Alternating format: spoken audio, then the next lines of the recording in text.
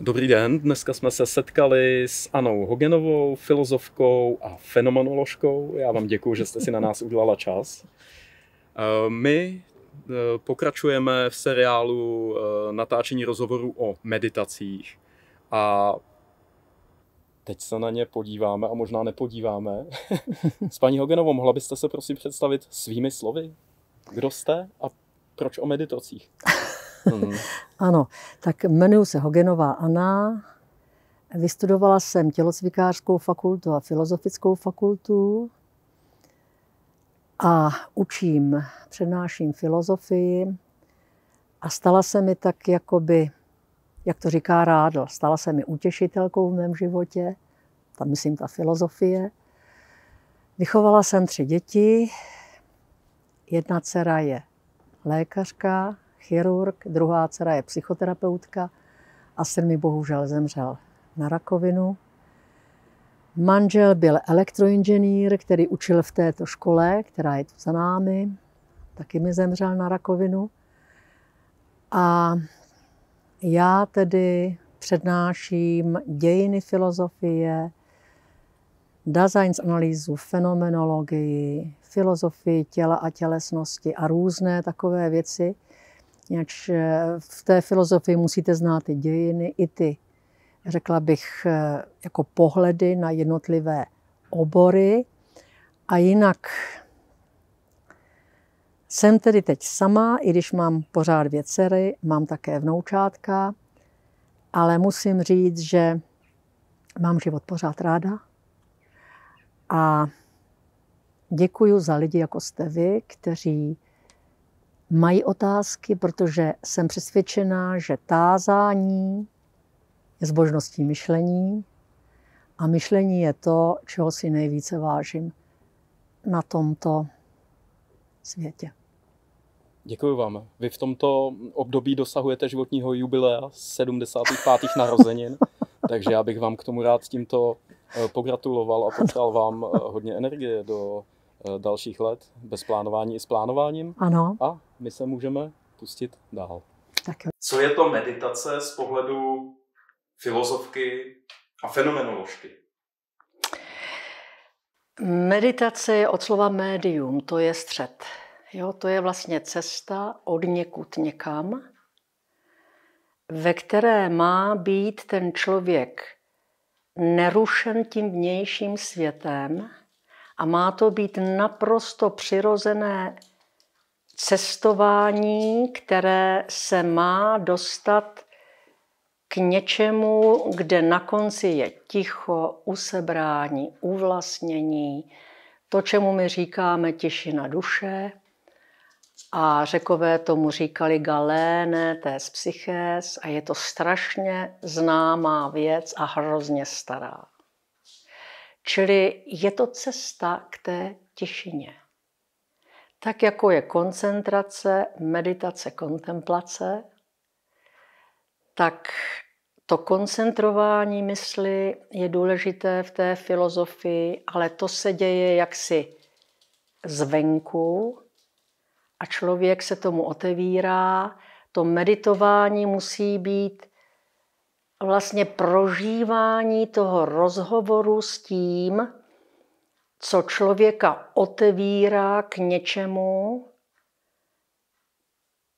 co přináší ten klid, ten hluboký klid. Ale nikdy ten klid není vytvořen jenom nějakou technikou. To ve filozofii není. Jo? Ten člověk je zanořen do světa a ten svět a ten člověk spolu vstupují do rozhovoru, protože člověk není vůbec nic jiného než rozhovorem, i když spí. A tento rozhovor musí být opravdový, my říkáme bytostný. A pak ten rozhovor je tím, čemu staří Řekové říkali starost o duši, to je ona epimela perites psychés. A zde nejde vůbec o nic jiného, než o to, aby ta duše byla lehounká, aby v sobě neměla nic těžkého a mokrého. Takže to těžké a mokré, to jsou ty vášně a žádosti, které nejsou tím harmonickým vyrovnáváním se s tím, co na nás chce to bytí, co na nás chce ta čtveřina toho světa. Čili ten člověk se musí neustále vnitřně vylaďovat na ten svět. A to je něco, čemu ten dnešní rychlý způsob života moc nepomáhá. Takže o co nám jde? Jde nám o to, aby se člověk otevřel pro to, co je daleko důležitější, než to, co ten člověk má před sebou v podobě soucen, která jsou vždycky v prostoru a v čase, protože fenomenologie je filozofie o tom, jak se věci ukazují. A oni se ukazují vždycky z něčeho, co samo vidět není. A ta filozofie fenomenologická je právě o tom, aby se člověk dostal k tomu, co je podmínkou možnosti ukazování všech soucen na světě, ale samo to vidět není. Tomu se říká v té filozofii bytí. A ten rozhovor, který se vykonává s tím bytím, ten nesmí být nějak předem technicky zakládán, vypočítáván, plánován. To se musí zrodit z potřeb té duše daného člověka. A proto je tento rozhovor obdarováním a pozdravováním. A protože ten rozhovor pozdravuje, tak také uzdravuje. Když Heidegger v Unterwegs zur Sprache řekne, že modrost otevřeného světa nám jakoby likviduje bolest, kterou máme v sobě, dokonce i tělesnou, tak je v tom něco záhadného a přesto se tam dá něco vysvětlit. Bolest je z hlediska fenomenologického rozdíl od všeho ostatního. Je to rozdíl sám. Čili když něco bolí v tělíčku, tak ten orgán bolavý se chce z toho celkového těla vydělit. Chce odejít. To je znak, že ta harmonie těch orgánů v tom těle byla narušena. A když se člověk dívá do modrosti otevřeného nebe, tak ho opouští ta předem nastavenost na plán toho dne, ve kterém právě jest. A on se otevírá té modrosti tak, že se otevírá i to tělíčko. Koukání do modré oblohy, do modré tedy oblohy. Může být samo o sobě meditací, tak jak ji vnímá ať už západní nebo východní kultura. To klidně tak můžete nazvat. U nás je to rozhovor s otevřeným nebem, které je modré, je laskavé, je tam komunio, to je přijetí, a je tam ta naladěnost na tu otevřenost, ta jakoby tu bolest, která je rozdílem od všeho, jakoby ji rozpouští. A když mluvíte o nebi, je to nebe, co máme tady, ano, to fyzické ano, nebe, přesně, do kterého koukáme. Přesně, není to žádný skrytý ne, vůbec ne, smysl. vůbec ne. Ta otevřenost totiž, my říkáme světlina, jo? Světlina. Ta otevřenost znamená, že se vyvazujete z toho naplánovaného a vypočítaného rozvrhu života a jste najednou na chvilku, byť by to byla i jen vteřina, jste najednou v tom rozhovoru s tím celkem, který nemá okraje, a to je to bytí, to je ta čtveřina. Ano? Čili jestli člověk chce prožívat alespoň chvilkami něco, co jej osvobodí od těch neustálých starostí, které se tlačí do hlavy, ať jsme kdekoliv, ano? A vede nás k tomu, že žijeme v předběhu a nikdy neprožíváme bytostně přítomnost, tak je třeba mít odvahu se z toho osvobodit, z toho naplánování, a pak to nebe je nejlepším otvíračem a nejlepším způsobem, jak se naladit. Stejně tak působí stromy. Jo? Je třeba známo, že dříve se mrtví lidé pohřbívali do vykotlaných stromů. Ano? Tam se to tělo vlastně vrátilo k tomu, té intenci, která proniká všemi těmi větvemi a větévkami a která směřuje nahoru k tomu nebi. Jo?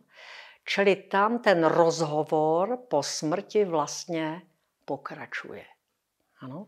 Čili to jsou takové jenom drobné ukázky toho, jak ta filozofie se k tomuto problému staví. Když slyším slova jako bytí a bytí v přítomnosti, tak mi přijde, že vlastně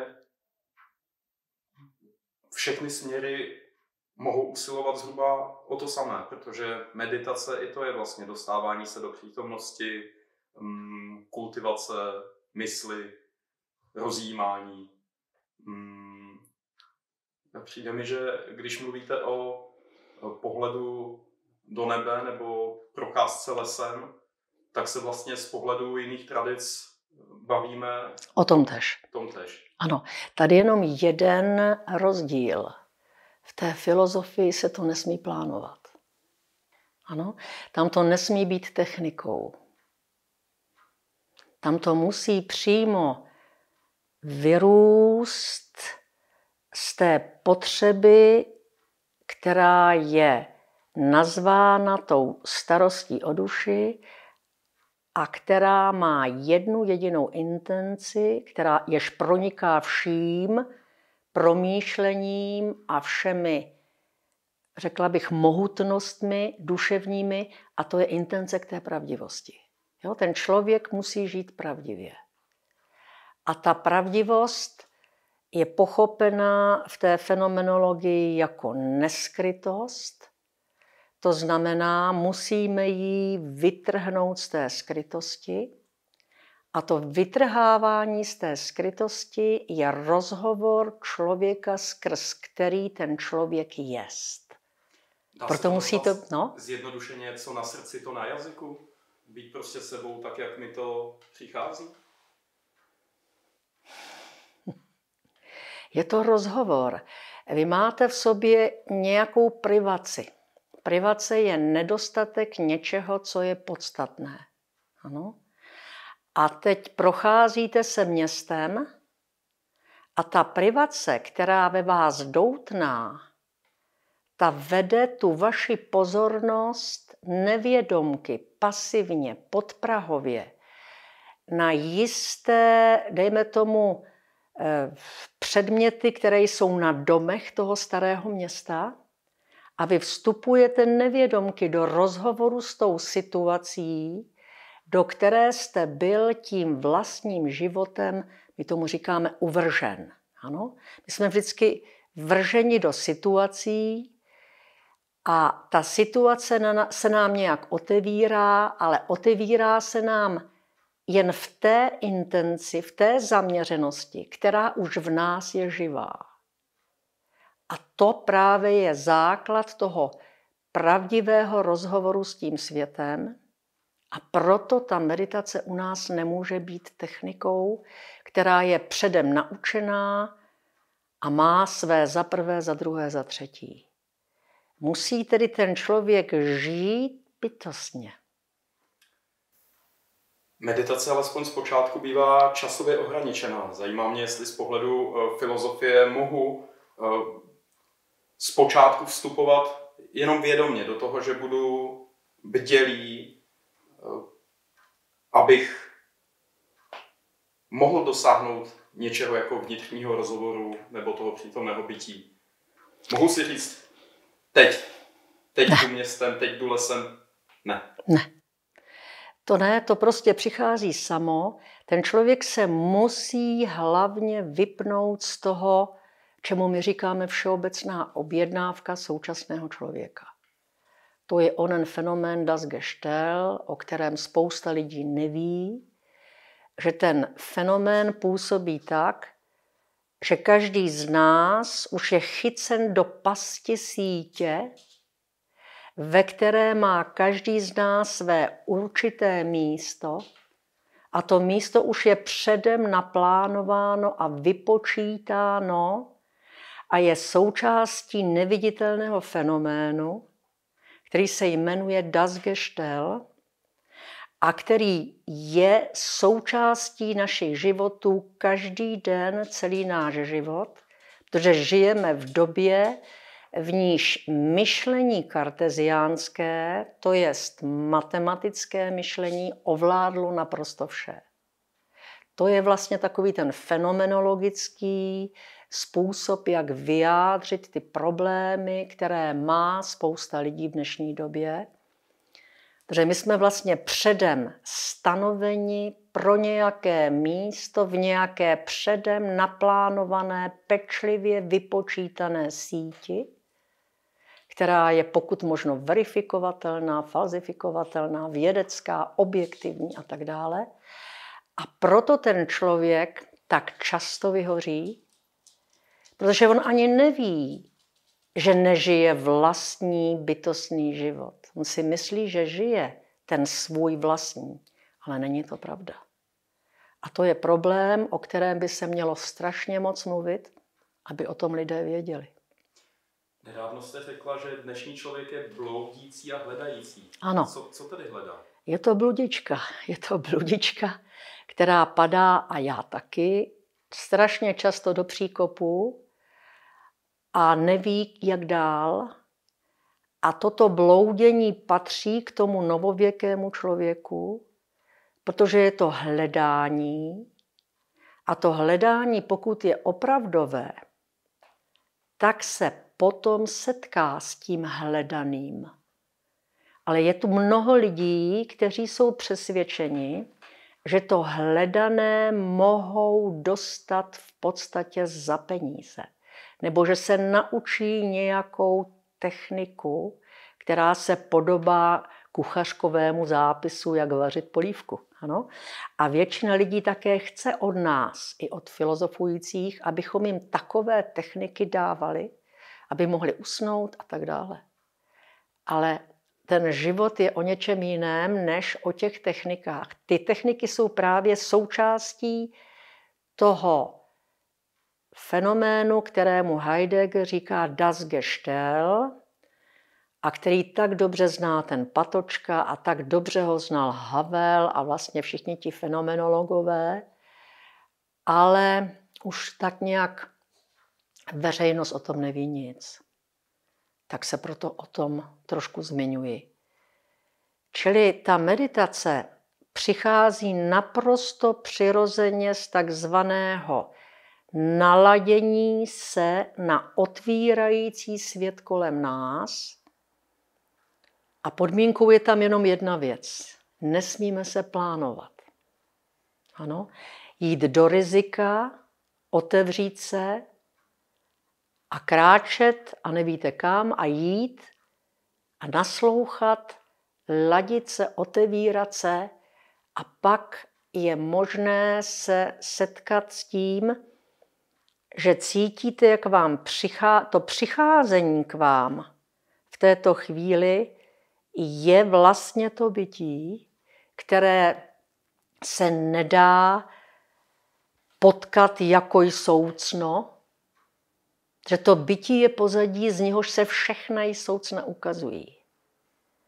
A protože to, co se ukazuje na nějakém pozadí, musí být vždy v podstatném rozdílu od toho pozadí, jako se třeba černý předmět krásně ukáže na bílé zdi, tak všechny soucna na světě, která jsou v prostoru a v čase, všechny funkce těchto soucen, všechny významy těchto soucen, pravdy, lži, soudy, úsudky, všechno to, co v našem životě se stává pro nás předmětným, se musí ukazovat a musí vstupovat do svého tvaru, v němž se jeví, čili to pozadí musí být něčím, co je tak dobré a tak schopné, že toto všechno dovolí ukazovat se jako jedinečné věci.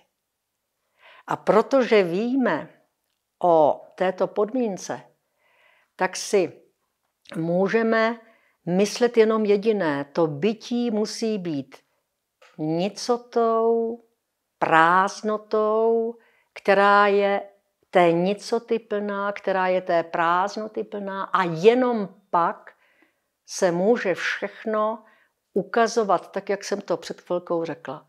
Je to divná věc v té fenomenologii.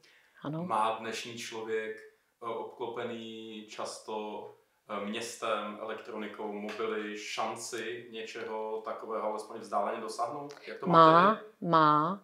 Byste koukal, kolik mladých lidí má šílenou potřebu zakotvit v něčem absolutním a když si to s nimi, jako, což děláme v těch přednáškách, když si to promyslíme, tak oni pochopí, o co jde. Víte, ono to bytí není vůbec nic, co bychom teprve v té fenomenologii objevili. Ta filozofie nihil novum sub sole, nic nového pod sluncem, všechno tady bylo. Když se Platóna ptali jeho žáci v akademii, to je ta škola, která trvala 2000 let, zatím jediná na světě, tak když se ho ptali ti žáci, co je ta idea dobra, tak ho přivedli do rozpaků, což je u těch filozofujících velice často. A Platón se postaví a řekne, všechno to, co vidíte kolem sebe, je dobře vidět.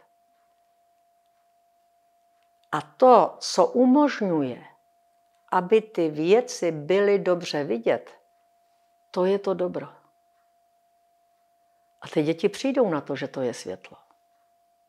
Každopádně děti se teda zastaví a ponoří se do toho okamžiku, který právě prožívají. To je, myslím, to společné s meditací nebo s tím, co ve filozofii nazýváte bytím a vlastně nemyslí na nic jiného, než je teď.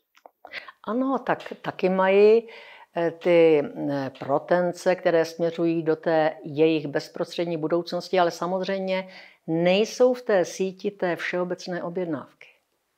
Oni jsou ještě svobodné, ale my už ne. A protože o tom nevíme, tak nám to ten život pěkně komplikuje. Když člověk hledá nějaký rámec pro svůj život, zajímá mě, když jste zmiňovala Heideggera, nakolik si filozofie rozumí s náboženstvím? Stačí krátce. Ano. Heidegger byl 2 roky v katolickém semináři, pak to nevydržel. Nevydržel to, odešel, protože ta dogmata, kterým musíte věřit, to pro filozofa není. On je vlastně bytost, která je svobodná. A svoboda pro toho filozofa není jenom poznanou nutností, jako to bylo pro Marxe a pro Spinozu. Ale svoboda je svobodou k tomu, co nás zakládá. A to, co nás zakládá, je, jak to krásně Patočka říká ve všech svých spisech, je to ten poslední pramen, z něhož tečeme v tom životě. A dostat se k tomu prameni znamená, a já jsem to už mnohokrát říkala, tak se opakuji a omlouvám se za to. Dostat se k tomu prameni je vlastně péče o tu neskrytost, která má naplňovat tu naši duši. Aby ta duše byla lehonká a mohla stoupat vzhůru k té ideji dobra, jak si to představuje Platón. A ten poslední pramen, z něhož teče náš život, to je ten pramen, který z nás dělá autentické bytosti. Bytosti, které jsou out ens. Ens jsou soucna v prostoru a v čase. A my jsme out, vně těch soucen. My jsme jinde. A tohle je právě rozhovor s tím bytím, který nám umožňuje s tím pramenem, z něhož teče náš život,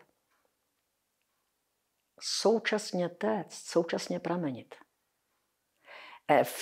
Filozofie ví, že když ten pramen zastavím, a to dělá často psychologie, tak už to není pramen. Je to předmět. A předmět je vždycky něco, co vzniká z toho naplánovaného myšlení, z toho technického přístupu i třeba k sobě samému. A to není dobře.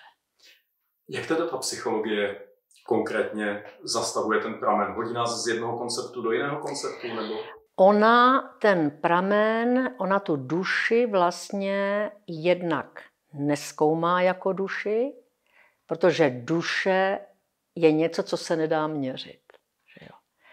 A to myšlení more geometrico, které jako základní metoda umožňuje rozlišovat na vědeckost a nevědeckost, tak to měření je něčím, co rozhoduje o psychologické platnosti té duše. Tam se ani slovo duše nemá říkat. Ano? Protože tam ta duše se jak se chytne, že jo? Ona se nedá chytit, nikde nemá místo, nedá se měřit. Je to ale pomůcka, abychom se domluvili, o čem spolu mluvíme. Název. Je to název, samozřejmě, a protože se to nedá měřit, tak se ta psychologie zaměřuje na vlastnosti toho člověka v duševním smyslu, to je na pozornost, na myšlení, na vůli, na emoce a tak dále a tak dále. A snaží se to zjišťovat buď nějak kvantitativním způsobem, což dělá třeba behaviorální psychologie amerického původu, kde v Americe je všechno pragmatické, že jo? Čili tam je problém.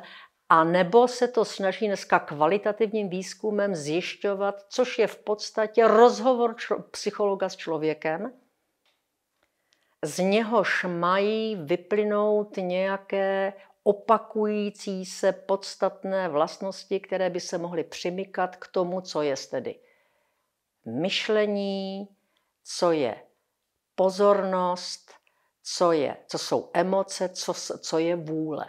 Ale ve fenomenologii je naprosto největší chybou, že se myšlení, vůle, pozornost, emoce od sebe oddělují jako jednotlivosti.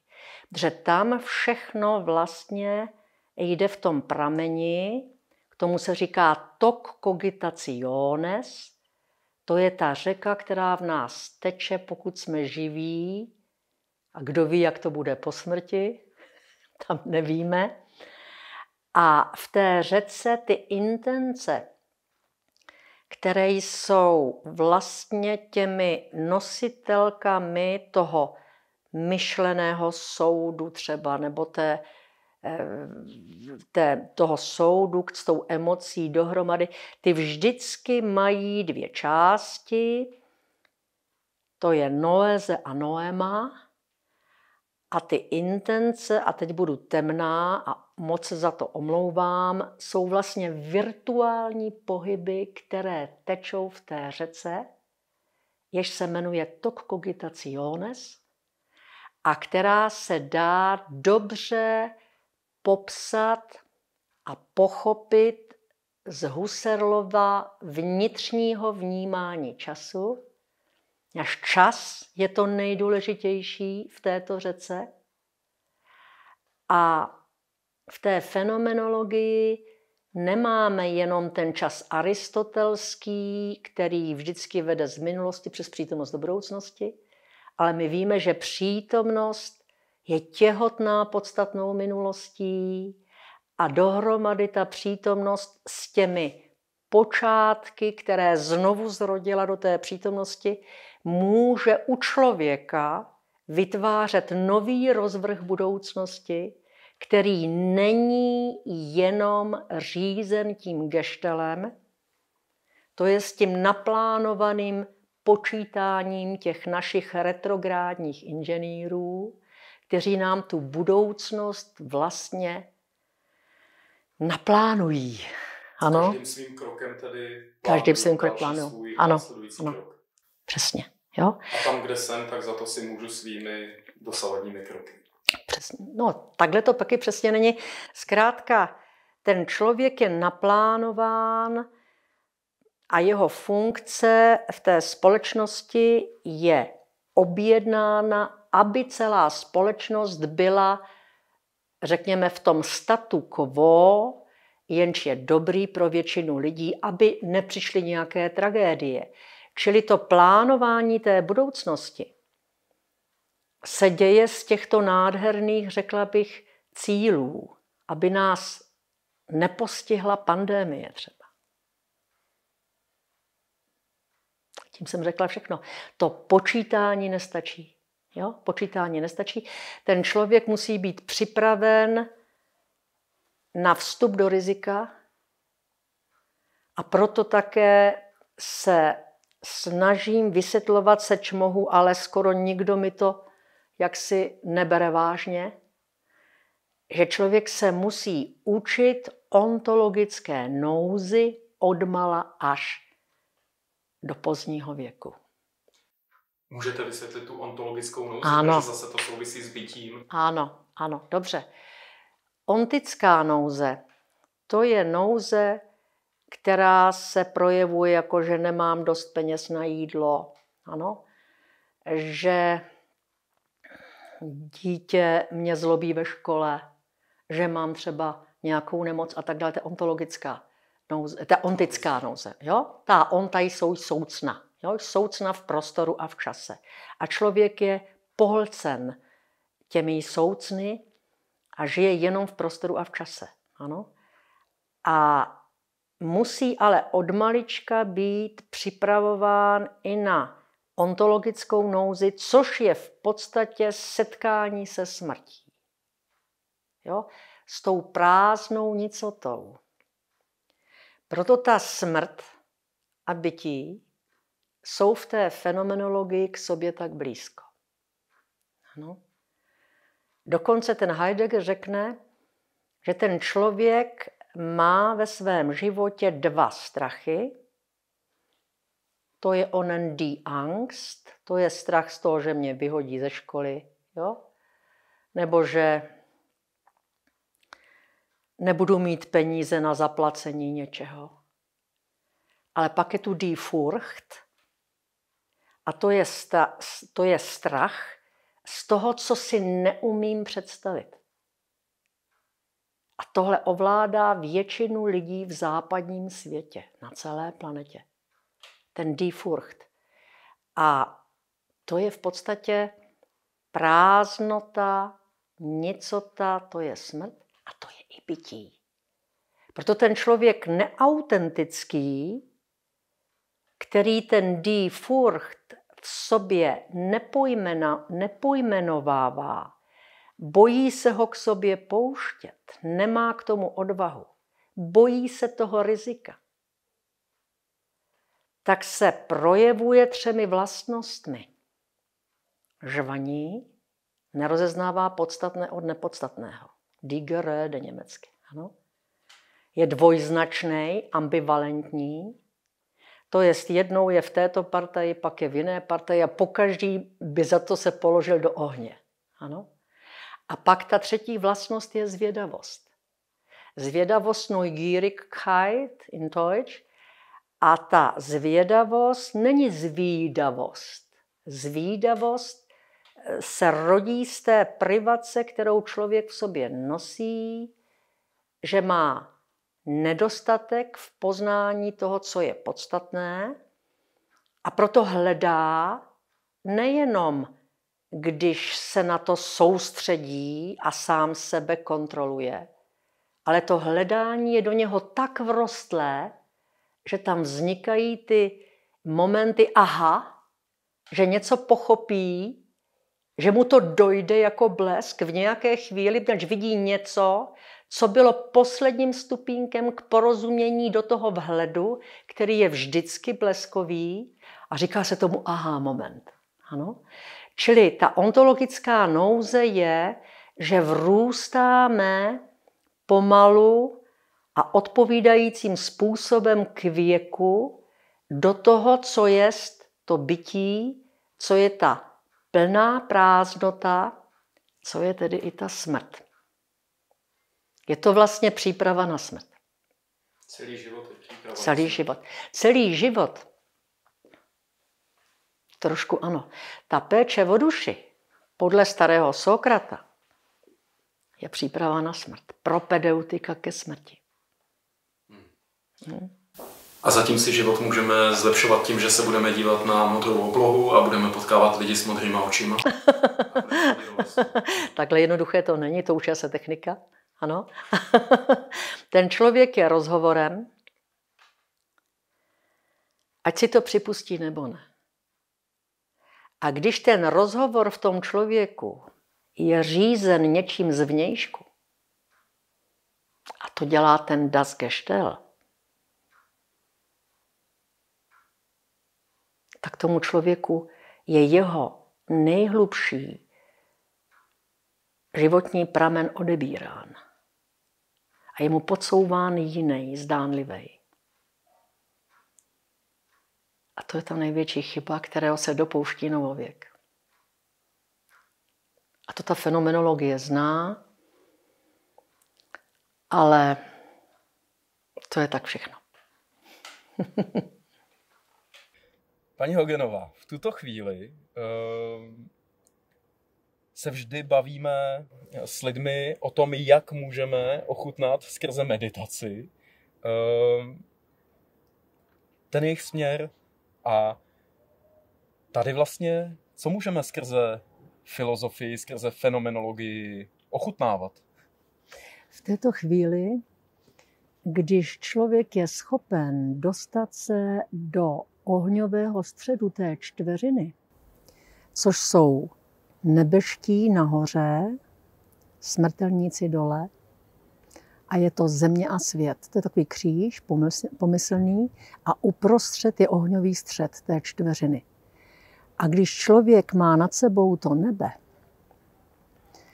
a má pod sebou tu zemi s těmi smrtelníky a cítí, že je v tom střetání, které se objevuje mezi tou zemí a světem, a teď se dostane do toho ohňového středu, tak je doma. A být doma znamená být v té tišině, to je ta galéne tes psychés, která je tím nejvyšším obdarováním toho filozofujícího, proto tu filozofii vlastně také nemůže nedělat a žít skrz ní, protože tam je něco nevýslovného,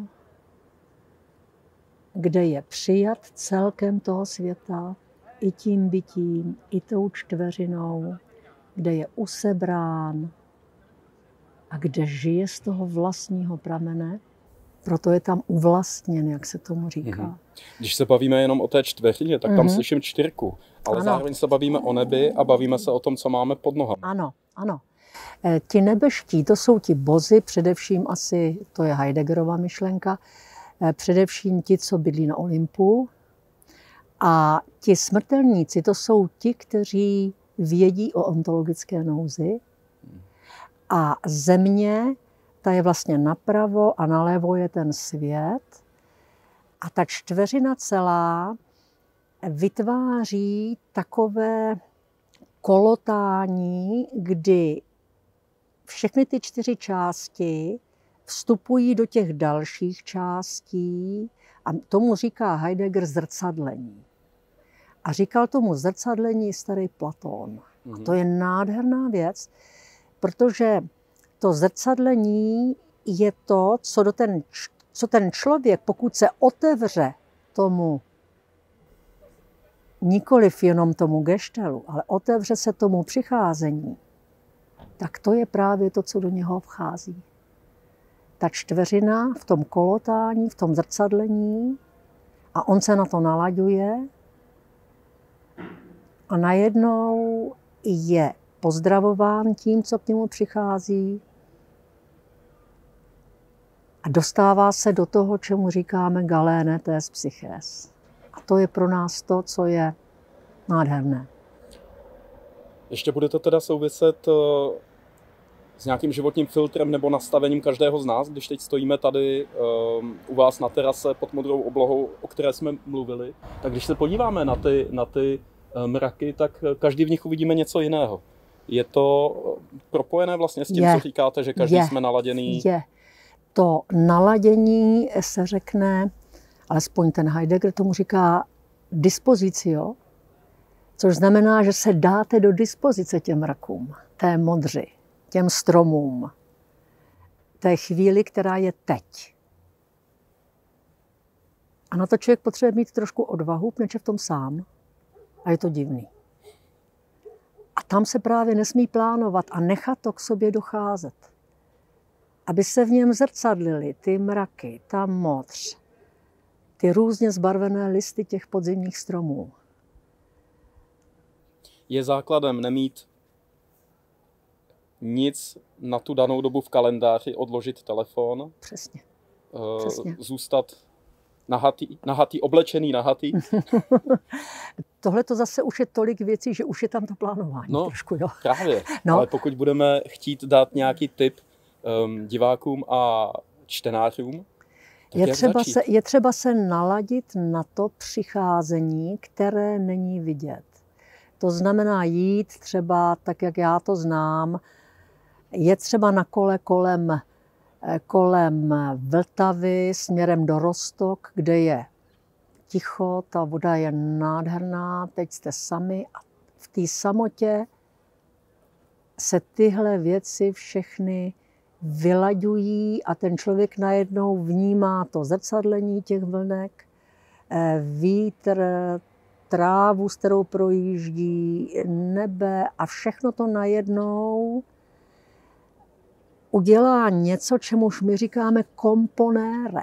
Komponére, protože tam nejde o součet těch jednotlivých dojmů z té vody, z toho větru, z toho, jakou barvu má to nebe. Ale je to všechno dohromady prolnuté jako jeden proud. A tohle je přesně to, co potřebuje ten filozofující. To je ono dát si do dispozice tomu zrcadlení, které přichází z té čtveřiny. A ta čtveřina se ukazuje díky tomu bytí. A najednou ten člověk je celý. Není jenom inženýr, který se stará třeba o nějakou továrnu, nebo není jenom učitel, není jenom rolí, ale je bytostí, která je celá. A to přesně tomu dnešnímu člověku šíleně schází, že on není celý, on je vždycky naplánován na určitou roli. A to dělá ten geštel. A proto má tak strašně často potřebu z toho utéct do nějakého rauše. A dělá to taky. Poněvadž je to nutný doplněk pro život bytosti, která není schopna prožívat sebe sama jako celek, který nemá okraje, který je ohniskem, z něhož vyzařují intence do celého světa. A zpátky ten svět ho přijímá. To právě tomu dnešnímu člověku chybí. Takže vyjít si ideálně sám, ve dvojici to nebude to fungovat, jde, i když jsme... Jde to. To víte, že jo, já právě jsem měla s manželem takový vztah, čili to je něco nádherného, když tohle to se vám podaří. Jo? My jsme jezdili na kole a nemluvili jsme, ale byli jsme srostlí. A to je možné. Což je krásný. To není jen krásný, to je to, co vám zbyde, i když ten člověk zemře, protože na to nemůžete zapomenout, to máte pořád. Je to stále vaší součástí. Je to mojí součástí, proto se potom ta smrt bere jinak. Ano? Jak berete smrt? Jako takhle, smrt mého manžela, bylo to velice vošklivé, ač umíral velmi těžce na rakovinu, ale já vím, že když vám umře někdo, koho jste hrozně miloval, a schází vám, tak to scházení, že vám schází, ta absence, je způsob, jak s vámi je. A to je třeba k sobě pustit. Takže je to o způsobu nahlížení toho, co vnímám. Když vám schází, prostě schází, jdete někde a teď vám schází ten manžel. To scházení, když k sobě pustíte, nebudete ho od sebe oddalovat. A nebudu ho hodnotit. Nebudete ho hodnotit. Zase pro Boha do toho žádnou techniku.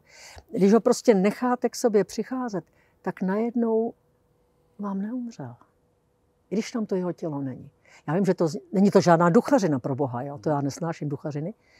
Je to prostě způsob přítomnění toho, kdo odešel, ale nemůže nikdy odejít tak, aby vám nescházel. Jo? Takže není třeba se tak bát té smrti. Jo, ani smrti těch milovaných. Slyším, že nepůjdeme po technikách, nicméně je teda ideálním začátkem nechat techniku doma nebo vypnutou a zajít si do přírody. Jo, dát si několik hodin, ano, zase je to ohraničený celek, ale pokud chceme nějak začít... to na hodiny. Ono to někdy přijde, když jdete prostě do práce. A někdy to nepřijde ani, když jste 3 hodiny venku. Jo? Čili fantastický je, dělejte to, co děláte rád, kde se můžete krásně vyladit na tu čtveřinu, na to bytí, na ten svět, na to světování, usebírání, kde se usebíráte. Napadá mě, jestli ideální formou není pouť, která mě přitáhne. Samozřejmě. Si vezmu batoh na záda ano, a kráčím a nemusí to být zrovna Santiago. Nemusí to být Santiago. Může to být, já nevím, tady do Prčic. Jo? To je úplně jedno. Ale když se vyladíte, nemáte žádný hodinky, které vám ukážou, kolik kilokalorií jste spálili, tyhle ty věci zahoďte. Prostě jenom běžte. Neste se do toho světa tak, jak ten svět to chce a jak vy to chcete. A to naladění je tam důležité. Měla by to být teda přirozená součást nějaké člověčí psychohygieny, proto aby člověk mohl zdravě fungovat v dnešním světě? Ale tady to slovo už mě trošku vadí, ta psychohygiena. Je to to, co ten člověk hrozně potřebuje a měl by víc Psychočistota. Jo, můžeme to tak říct, ale chce to zkrátka rozumět sobě samému, což je ta starost o duši, ta péče o duši, která je 2500 let starým smyslem života od toho Sokrata, Platóna, Aristotela, což se nikdy nezměnilo, pořád to platí. Akorát ta současná doba je nesmírně agresivní, protože vám leze do podvědomí a vlastně vám bere to usebírání vás samých, vás samého se sebou samým, že vám neustále něco podsouvá. Ať je to ta spousta reklam, která je podél dálnic, ať je to prostě reklamy v televizi, ať je to ty reklamy na počítači, že jo, to je tak něco agresivního a odporného, ano, co člověku, myslím, zkracuje život možná víc, než cokoliv jiného, co je napsáno v těch medicínských knihách. Jo? Stále jsou to takové jako psychozáplaty na to, kdy ten člověk něco hledá, neví co, je Ano. vlastně v každodenním kvapíku. Ano. A teď jsou tady takový Ano. vlastně Ty ťuky, rychlý ano, náťuky. ano, Vem ano. si mě, kup si mě. Ano, kup si mě a uspokoj se koukej mnou. rychle, že jo, protože jinak budeš na tom špatně a tak dále. To je ta krutost té současné doby, která se jeví jako něco, co do toho patří všeho, že je normální součástí života, ale je to krutost. Jo, to krutost. Jak jste se vy sama dostala, kdo vás přivedl k filozofii, k tomuto směru? Protože vyrůstala jste i s prarodiči, tak jestli i tam tím, že jste byla ovlivněna tou vlastně starší generací, tak jestli to ve vás mohlo nějakým způsobem vzbudit zájem o tento směr životní. Budete se divit, ale ta babička s tím dědou nejvíc. No, proto se vždycky té dnešní době trošku podivuju, co ty babičky a dědové umějí dát těm dětem. To v nich rezonuje až do konce života. Vím to ze sebe. A dnes ti rodiče se prostě bojí dávat ty děti těm babičkám a dědečkům, protože je rozmazlí, protože je nedokážou dobře připravit na ten život, kdy každý musí být jedničkou v tom tržním světě, jo, a žít v poklusu. Jo. A přitom to, co já jsem zažila, ty písničky, ty pohádky, to, že mě rvala do lesa a tahala s sebou spoustu dětí. A bylo to zase neplánované, bylo to naprosto přirozené. Že jo? Tak to je něco, co mi otevřelo vlastně tu čtveřinu. Ano? Ale to se v těch školkách málo kdy stane. A ty babičky tím, že umějí večer krásně uspávat, já jsem vždycky spala s ní a cítila jsem něco, co už jsem pak v životě skoro nikdy necítila. Takový bezpečí jako tehdy. Ano? Čili ano, vztah ke staré generaci zůstává dnes nevyužit. Je to obrovská chyba.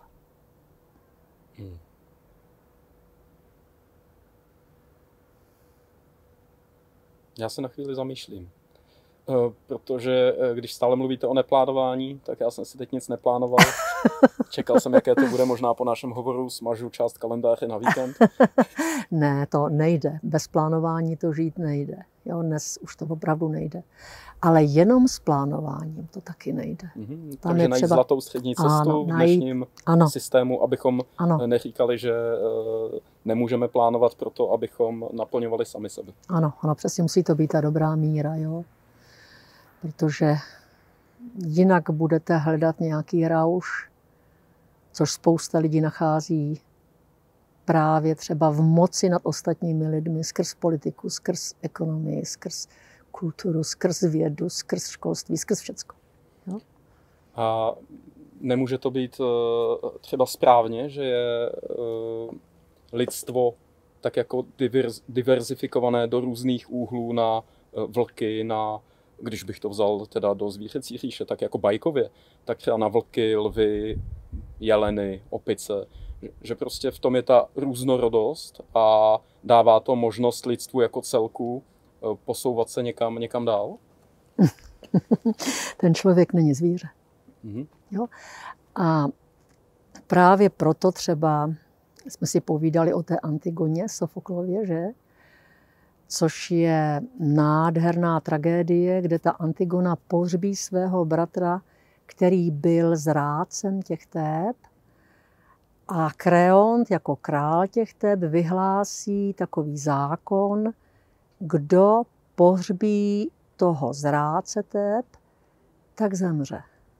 A Antigona poslouchá hlubší zákony, než jsou ty zákony toho krále. A ty hlubší zákony patří velké matce zemi, Gáji. Ano?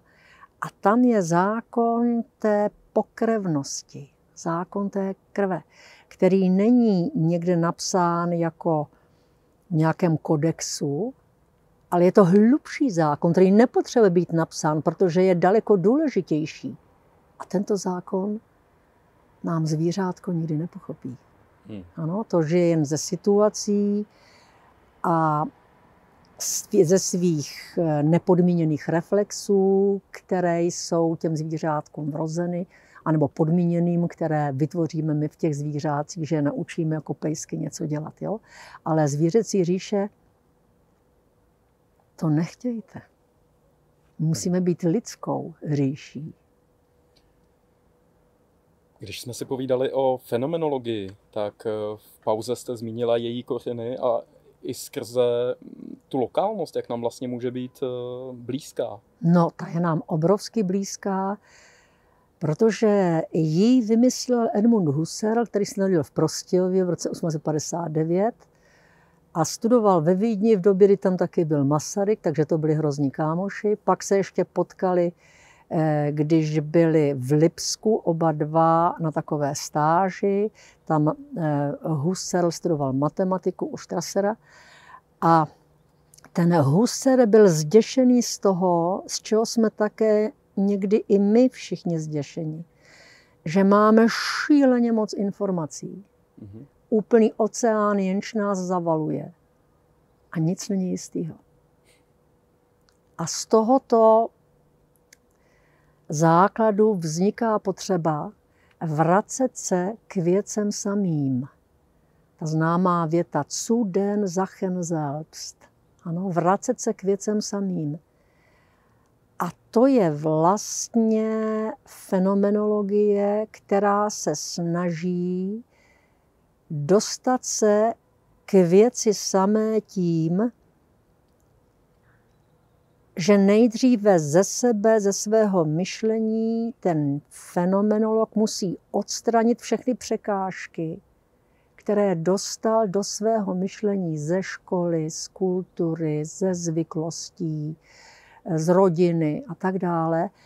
A tomu se říká provést transcendentální epoché, ale to zní tako hrozně, ale v podstatě to znamená, že člověk se musí k té věci vyladit, jako by byl malé dítě a měl to čisté myšlení, o kterém jsme mluvili v tom předchozím našem rozhovoru, a dívat se na tu věc tak, aby ta věc ze sebe samé vydala svou pravdu. Takže umět se i nechat okouzlit třeba.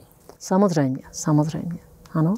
Čili vrátit se k tomu, jak se ukazuje ten strom. Ten strom, který se ukazuje, ten nikdy nemůže ze sebe samého. Tomu se pak říká fenomén. Což je ta podstata toho stromu. Wesenschau, německy. Tak ten strom, který se ukazuje sebe samého, ten nemůže schořet. Ale ten skutečný strom, které jsou tady kolem nás, ty mohou vždycky schořet.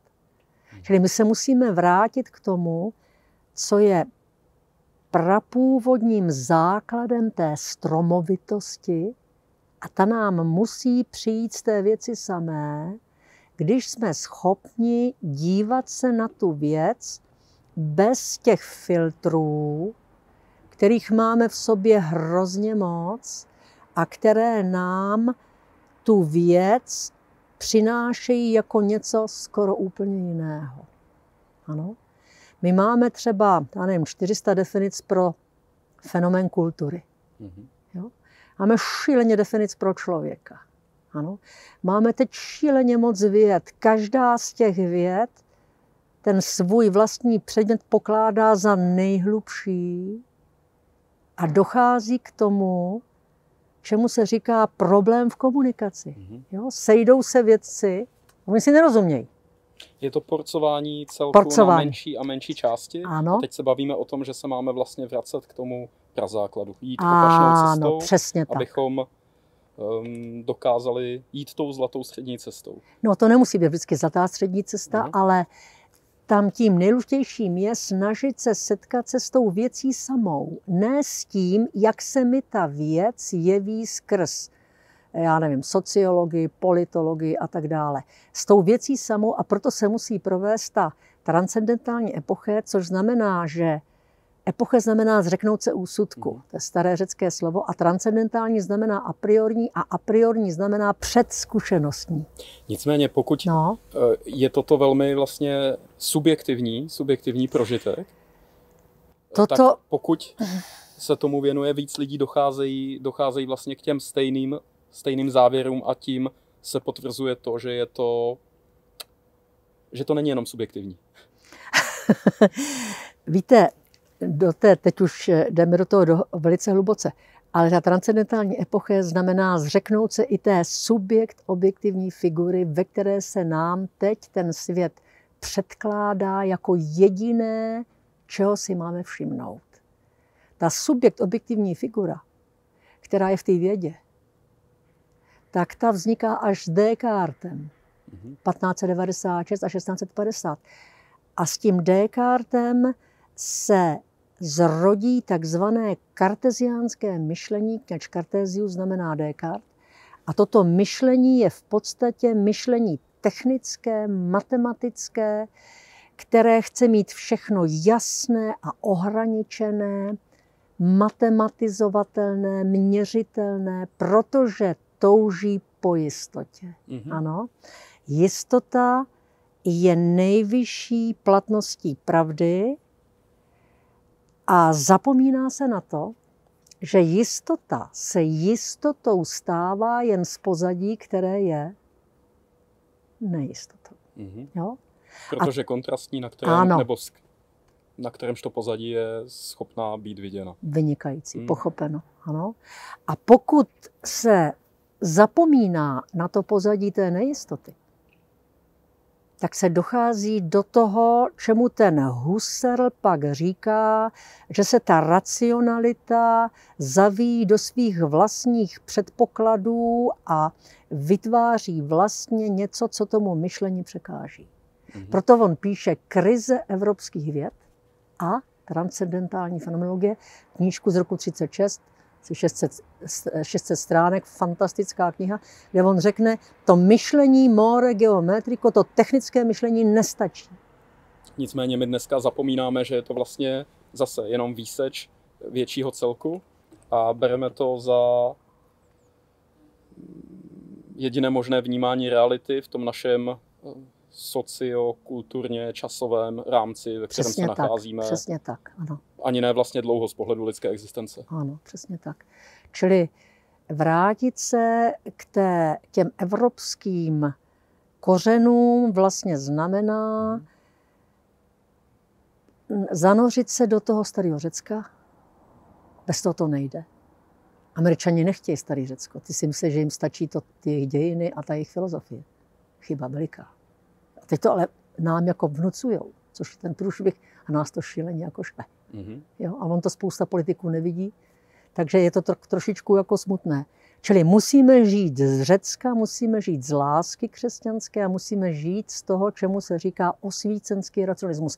Ty 3 kořeny musí být komponovány do jednoty.